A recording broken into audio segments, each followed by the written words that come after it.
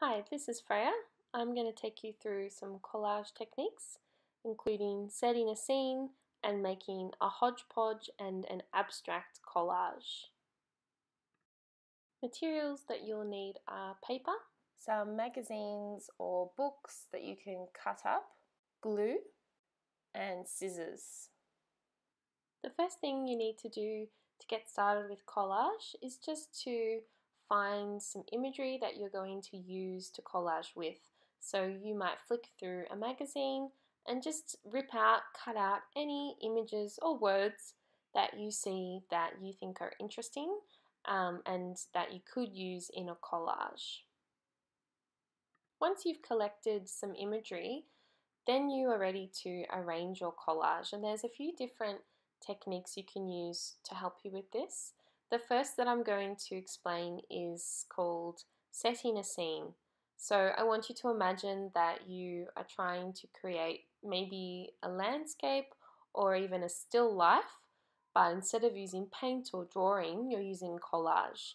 So you're creating an image that has a foreground and a background, but it's also going to be a little bit silly or a little bit fantastical because of the nature of collage.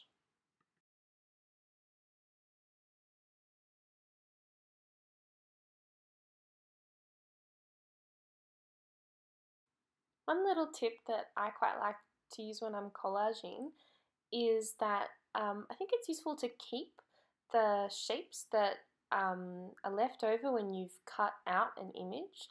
So for the next collage that I'm going to do, I'm going to use this circular shape that was made when I cut out a bowl. I'm going to use this as my starting point.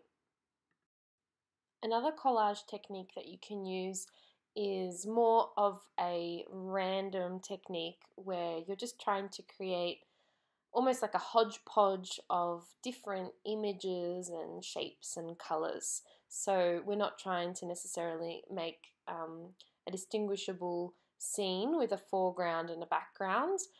This is more about just collaging down lots of disparate elements to create a hodgepodge random colorful effect.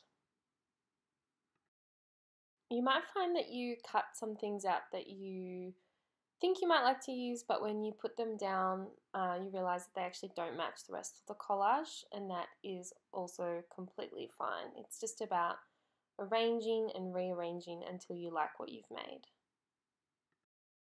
Something else you could try is creating a drawing or a painting or some other visual art element that you've made yourself, and then seeing what happens if you add that to your collage, whether that gives it a little bit of something extra.